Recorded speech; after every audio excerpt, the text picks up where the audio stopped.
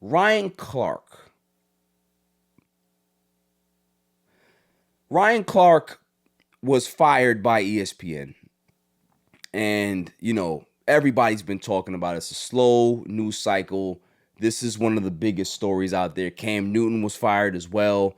A lot of other layoffs happen at ESPN, as they always do. They go ahead and look at downside guarantees, and they get rid of the big inflated contracts, and this is what they do.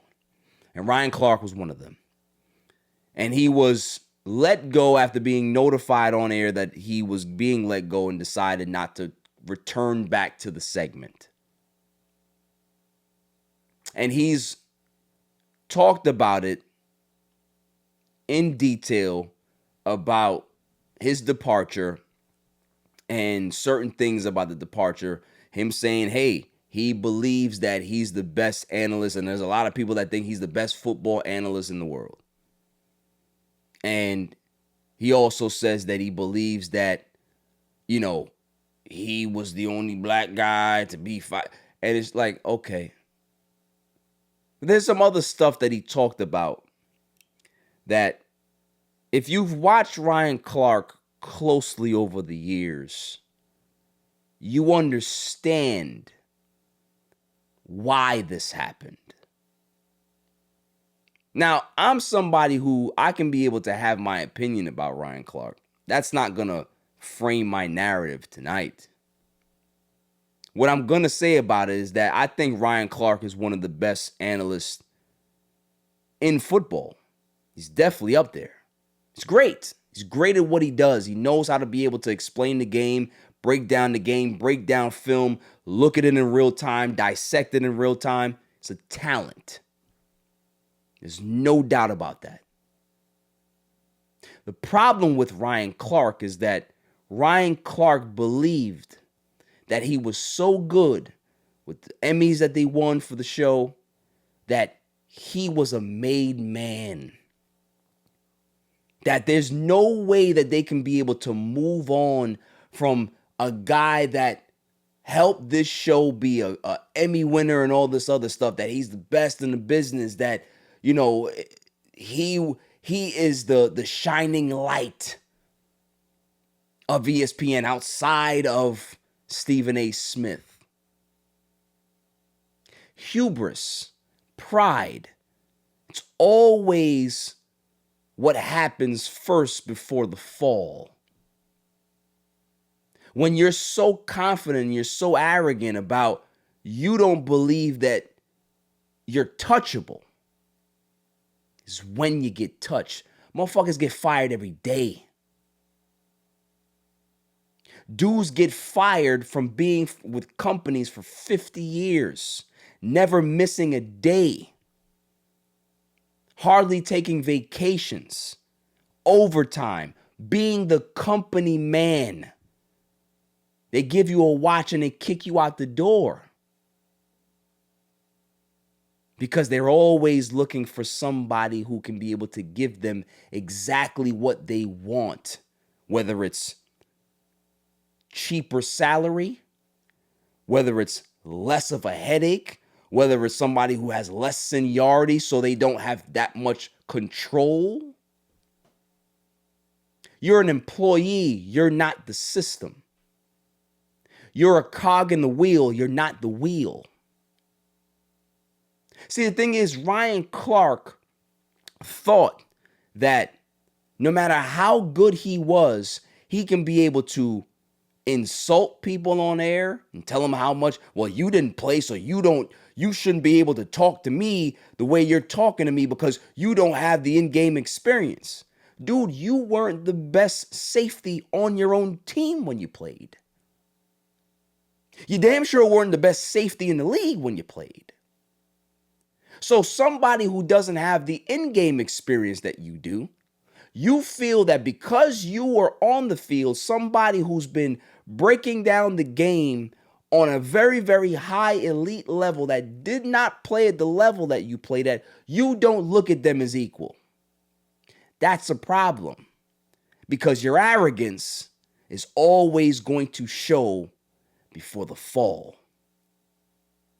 So when there were signs of Ryan Clark being on the axe. He didn't realize it because, again, he thought he was untouchable.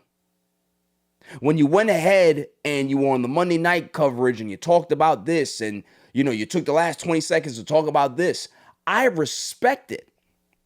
Because if you want to be the social justice warrior, if you want to go ahead and be pro-black and talk about certain things, cool. Stand on that square. But just know what comes with it when you do. You have the right as an American citizen for free speech, right? The First Amendment protects you from the government coming after you in regards to your First Amendment, your right to free speech. Private companies do not need to adhere to that.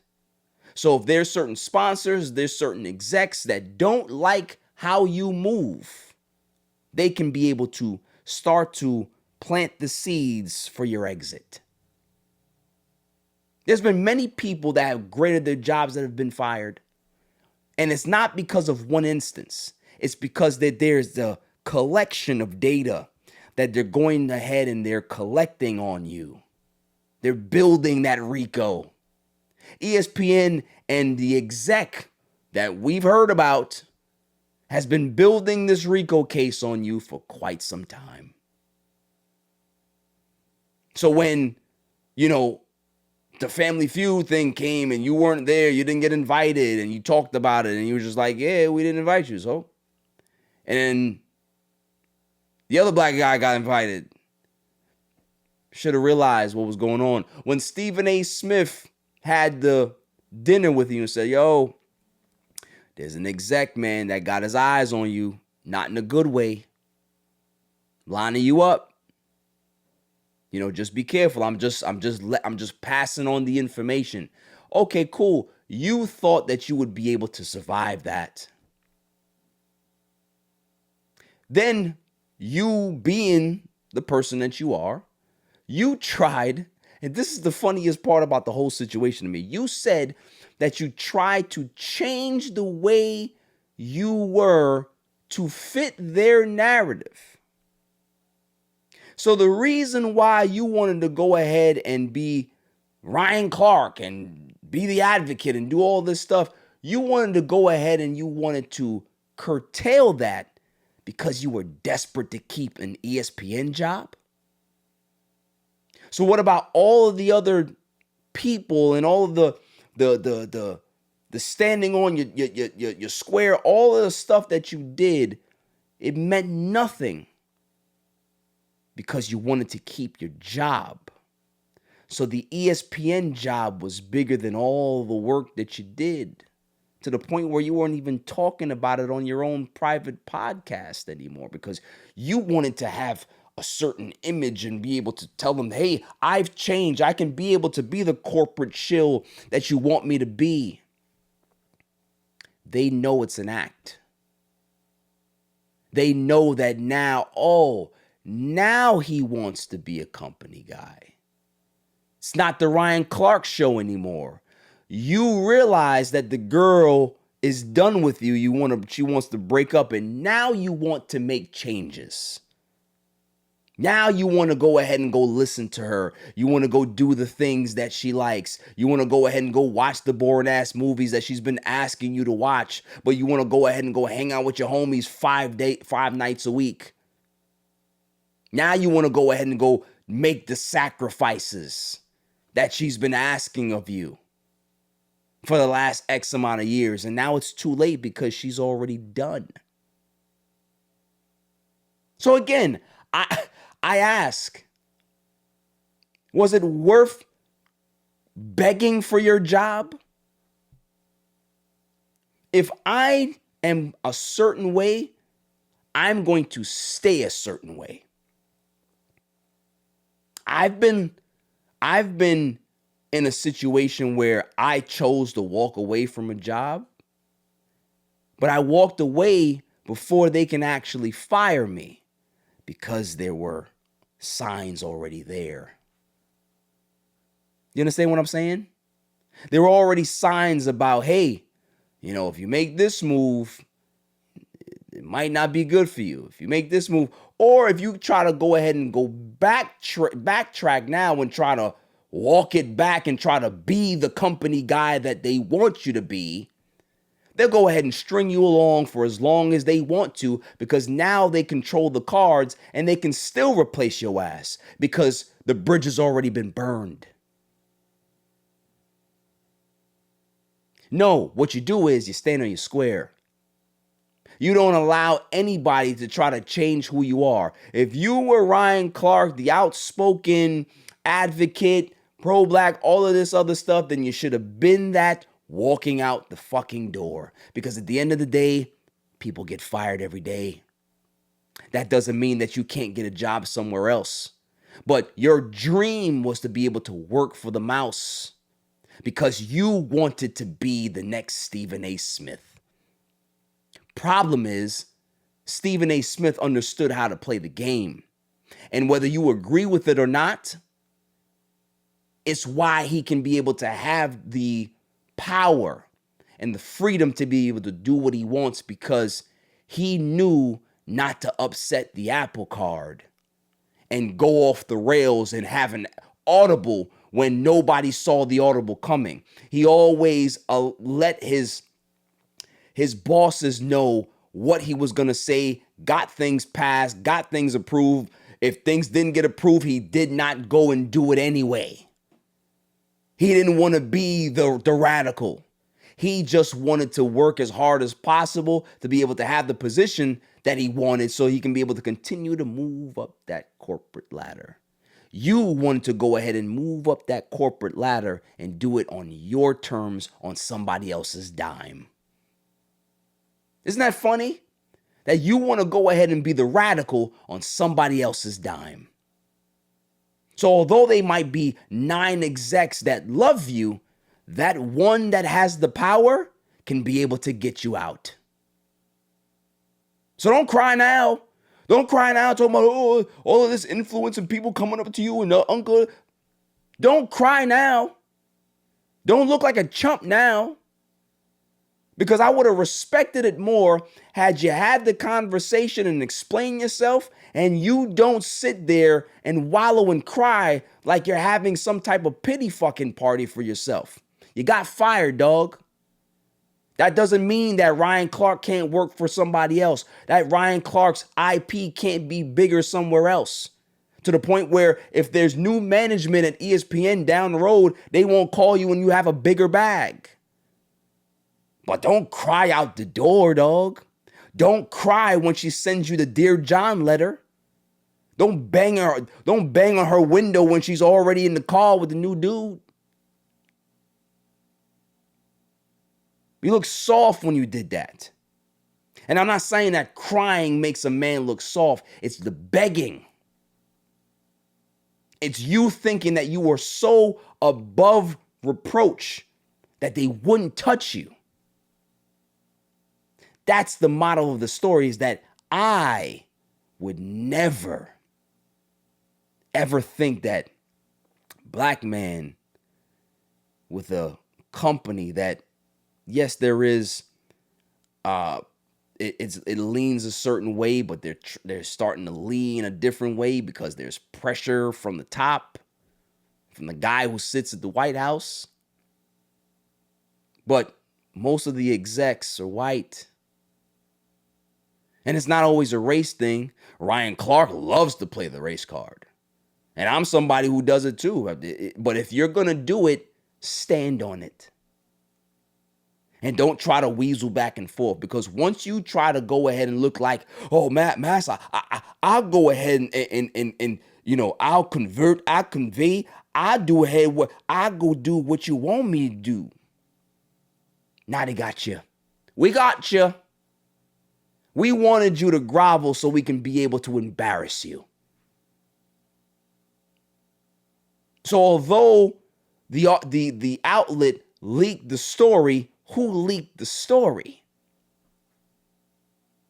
The article, the outlet posted it, but who leaked it to the outlet? ESPN wanted to fire you. They wanted to make you an example. See, the thing is, the difference between you and Cam Newton is that Cam Newton did not, him being at ESPN didn't define him. It was a job. Appreciated getting the opportunity, Stephen A. Smith putting him on and all that. It's a job. Went right back to 4th and 1 doing his thing. He got his interview show. He has a lot going on because he understands that opportunity can be able to be given to you, but it can also be taken away when you don't hold the fucking purse strings. But when you want to go ahead and think that you are above it, is why we're speaking about you not being there anymore. The hubris of Ryan Clark was put on Front Street, and he was made an example of. If you want to go ahead and be this free-speaking radical on our airways when we don't necessarily want it, or we don't want you to do it, this is what will happen. And again, I don't think that they wanted to let you go on air. They just let you know, hey, listen, this is going to be it. You chose to not go back on air, and that's fine. You made that decision. But don't make it seem like, oh, hey, oh, they fired you and they try to embarrass. Nah. They try to single you out because you black. Nah. There's other black people that got fired. There's other black people that continue to work there. There's another black dude that's on that show that won an Emmy. But it's about, they like that guy. Not saying that he doesn't have his own, and we're talking about Nate Burleson, that he doesn't have his own opinions and stands on his square about certain things, but they like that guy. Ryan Clark, although a lot of people respect him, there's a lot of people that's in his corner. There are a lot of people out there that don't like Ryan Clark. There are some people that have poor and terrible experiences with Ryan Clark. Does that define him as a man? Because you have anecdotal experiences of something being negative because of how he treated you? As a black creator that's coming up, that's looking for advice, and he just passes you off because you're not important to him, you're not advancing his career, you're not helping him go anywhere, so he doesn't care about helping you? Does that mean that he does that to everybody? No. But there are red flags in somebody's character, and you can be able to see it, because a lot of times when you see somebody on camera and they look performative, in their personal lives, there's some performance there as well. Even when he was explaining this, did it come off as genuine to me? No, it came off as Ryan Clark is performing again. So again, I think he's great. I think he's spectacular at what he does. I also think he's extremely arrogant because he knows how good he is. And there's a fine line between being confident and being arrogant. It's right there. If you cross over a little bit, you're there. You cross over the other side, you're there. And that can rub a lot of people the wrong way. And although, he helps a lot of people, he's there for a lot of people, again, there's a lot of people that have different experiences with Ryan Clark. And the people at ESPN, you had a certain execs that didn't like what he did. You have certain execs that had it out for him because you made it easy for them to have it out for you. Ryan Clark was fired. So what you do is you pick yourself up. You create your channel. You create your platform that you do have. And you continue to make content. It wasn't about the money like you said, right? So if it wasn't about the money, it was about the platform.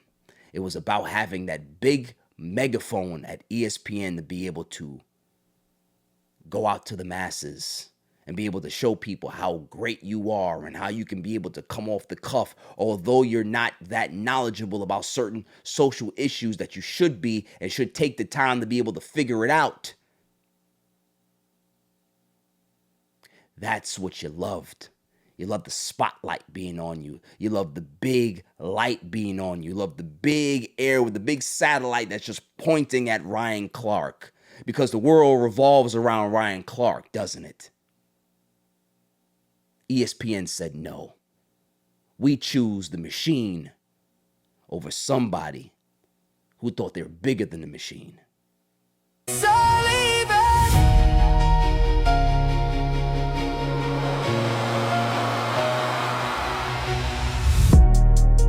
Every win, every loss, every second got a cost to be the boss.